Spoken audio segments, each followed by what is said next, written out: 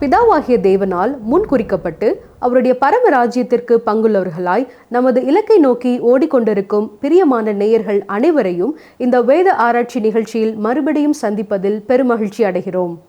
நாம் அழைக்கப்பட்ட அழைப்பிற்கு பாத்திரவான்களாய் நடந்து கொள்ள தேவன் கிருபை புரிவாராக.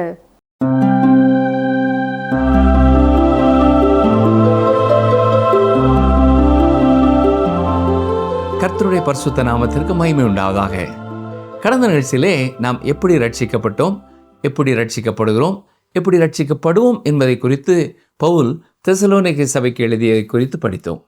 மேலும் இயேசுவின் இரண்டாம் வருகை எத்தனை நிச்சயமானது என்பதையும் அந்தி கிறிஸ்துவை குறித்த சில சத்தியங்களையும் கற்றுக்கொண்டோம். இன்று நாம் கிறிஸ்துவின் வருகைக்காக காத்திருப்பவர்களானால் நமது நடைமுறை வாழ்க்கை எப்படி இருக்க வேண்டும் என்பதை குறித்து பவுல் 2 தெசலோனிக்கேர் 3ஆம் அதிகாரத்தில் கூறியிருக்கிறதை கற்றுக்கொள்வோம்.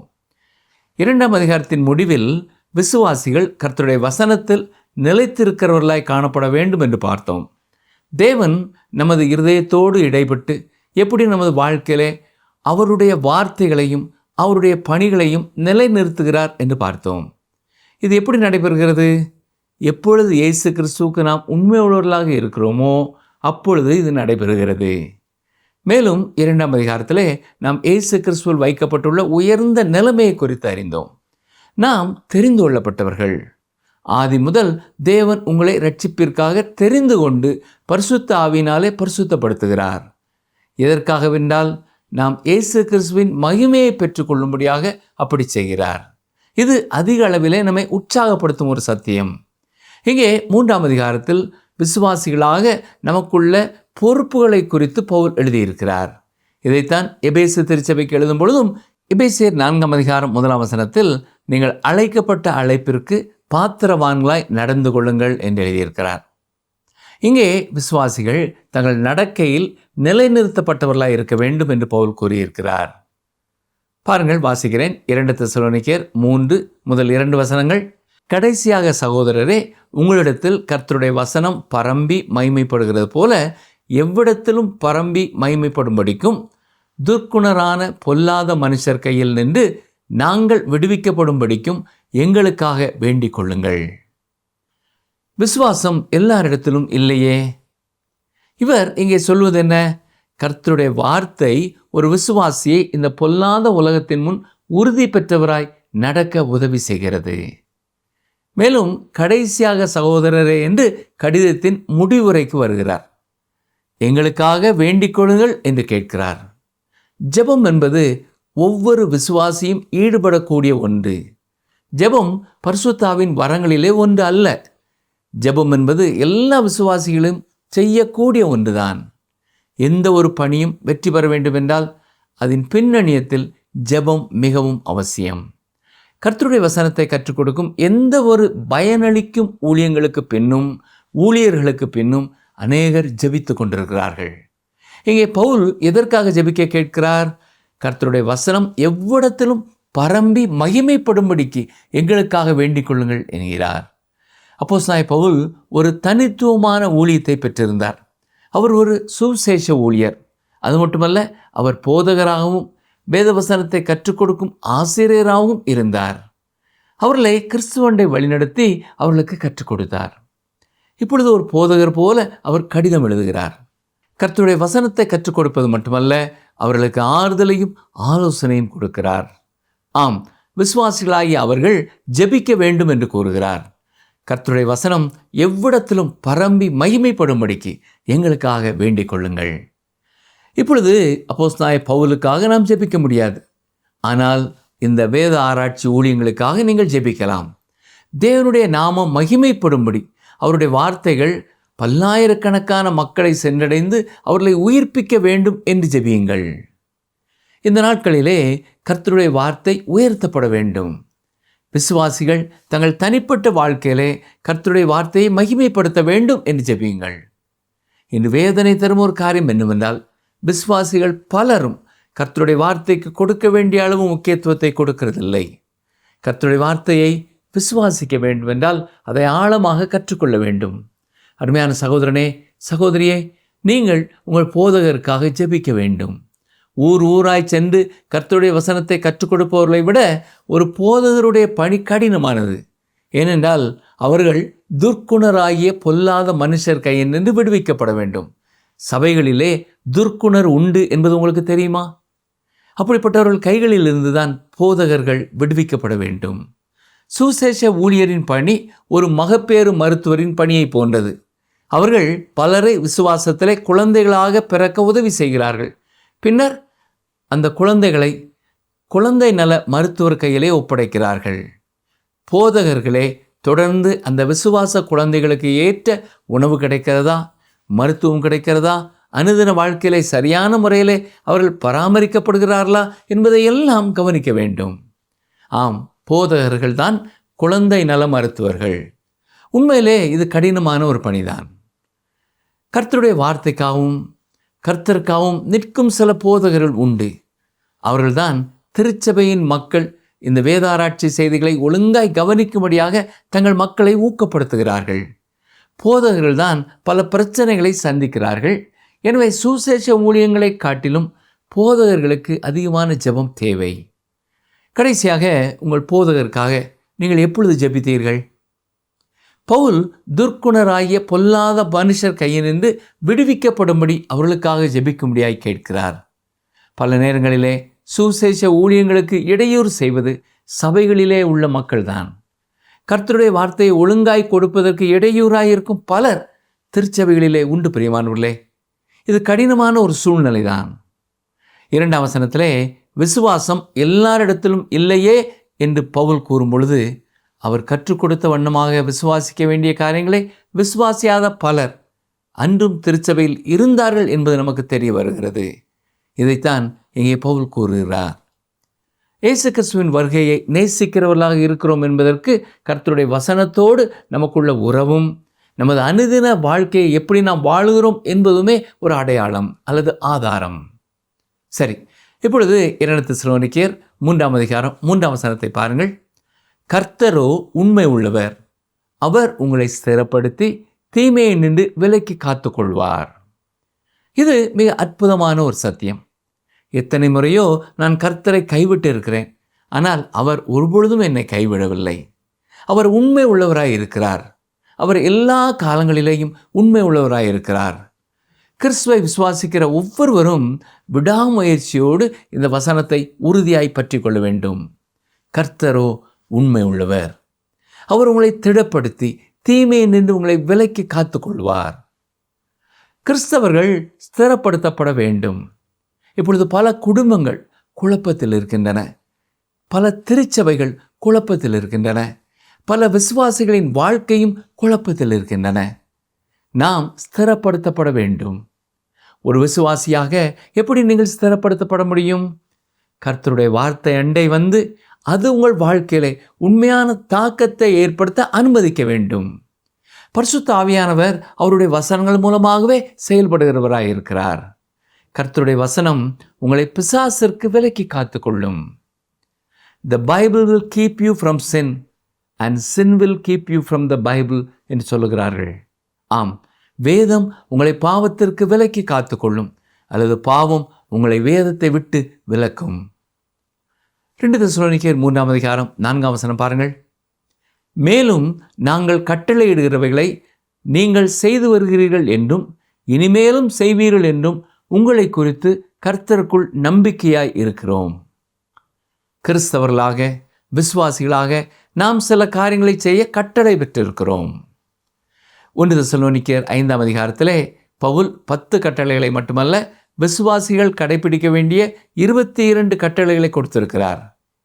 யோவான் எழுதின சுவிசேஷம் 14ஆம் அதிகாரம் 15ஆம் வசனத்திலே இயேசு கூறும் பொழுதும், நீங்கள் என்னிடத்தில் அன்பாய் இருந்தால் என் கற்பனைகளை கைக்கொள்ளுங்கள் என்று தான் கூறியிருக்கிறார்.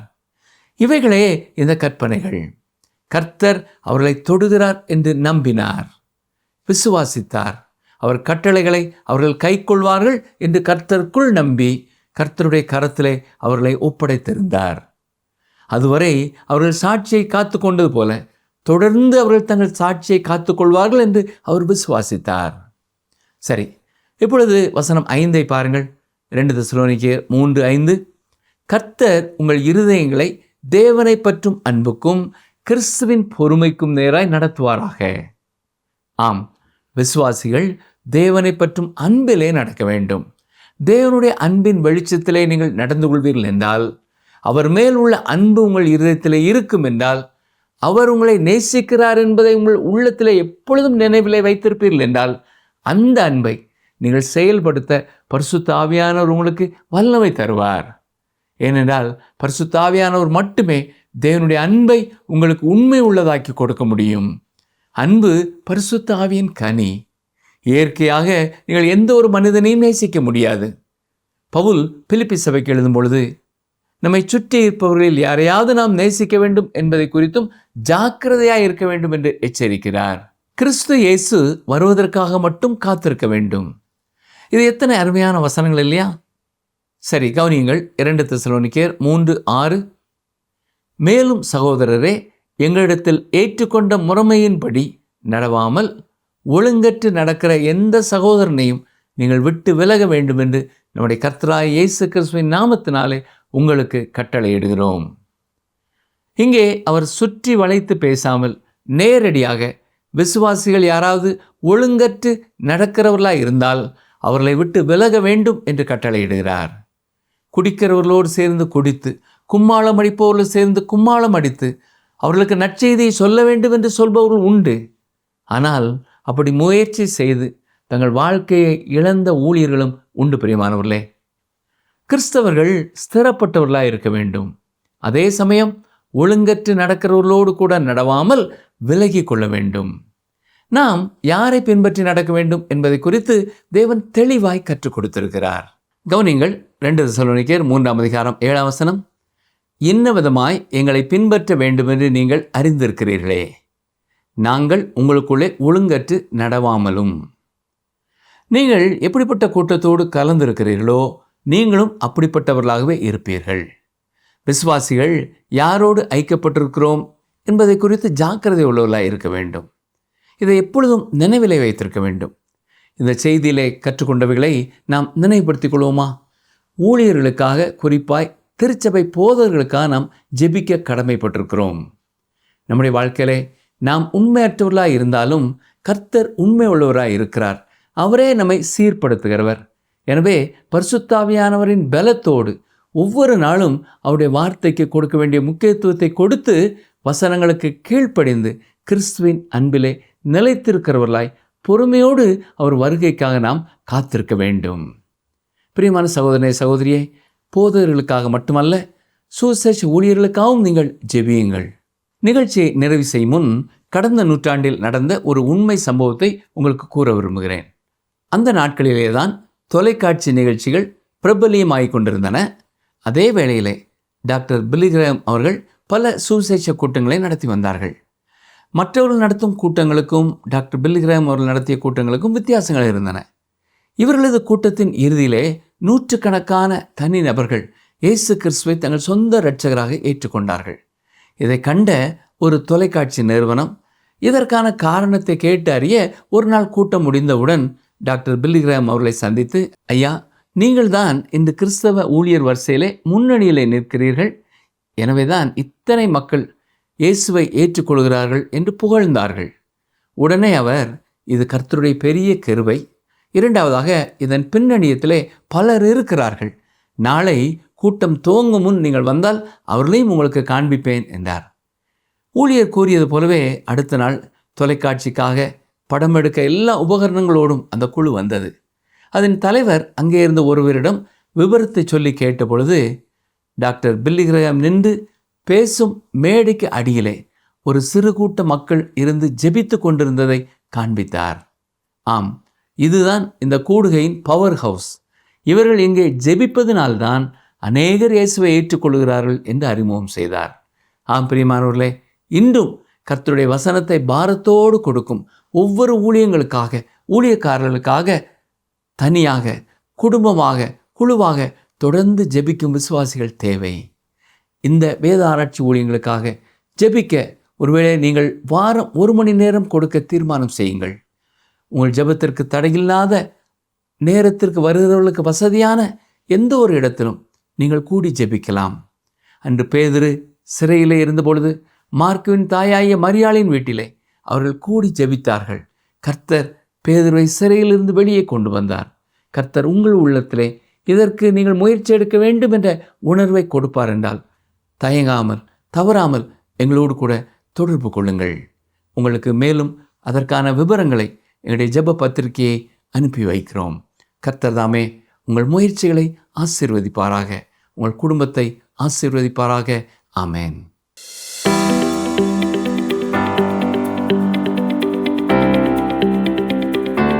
பவுல் 1 தெசலோனிக்கேயர் 5ஆம் அதிகாரத்தில் விசுவாசிகள் கடைபிடிக்க வேண்டிய கட்டளைகளாக எத்தனை கட்டளைகளை கொடுத்திருக்கிறார்?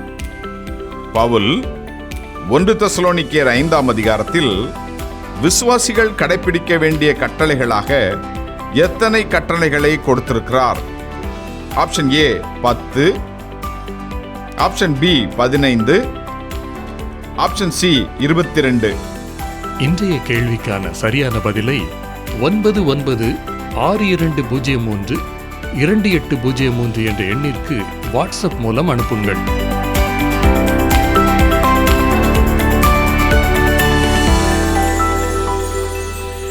இந்த நாளிலும் 2 முக்கியமான காரியங்களை குறித்து தியானித்தோம். நாம் அழைக்கப்பட்ட அழைப்பிற்கு பாத்திரவான்களாக நடந்து கொள்வது மற்றும் ஒன்று நமக்கு தெரிந்த தேவ ஊழியத்தை உண்மையாக செய்யும் அனைத்து ஊழியர்களுக்காகவும் ஜெபிப்பது. ஒரு கிறிஸ்துவ வாழ்க்கையில் நம்முடைய அழைப்பை காத்துக்கொள்வதும் மற்றவர்கள் தங்கள் அழைப்பை காத்துக்கொள்ளும்படியாக ஜெபிப்பதும் ஒரு முக்கிய பணியாகும். இந்த பணியை நாம் சிறப்பாக செய்ய அதன் மூலம் தேவ சித்தத்தை நிறைவேற்ற தேவன் நமக்கு கிருபை புரிவாராக. இந்த நிகழ்ச்சி உங்களுக்கு பிடிச்சிருக்கா? அப்ப இப்பவே மிஸ்டர் கால் கொடுங்க. பரிசு வெல்றது நீங்களாவும் இருக்கலாம்.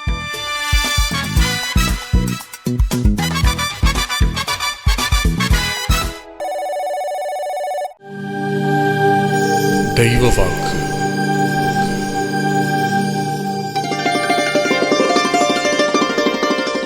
நம்பிக்கையிலே சந்தோஷமாயிருங்கள், உபத்திரவத்திலே பொறுமையாயிருங்கள், ஜெபத்திலே உறுதியாய் தரித்திருங்கள். ரோமர் 12:12.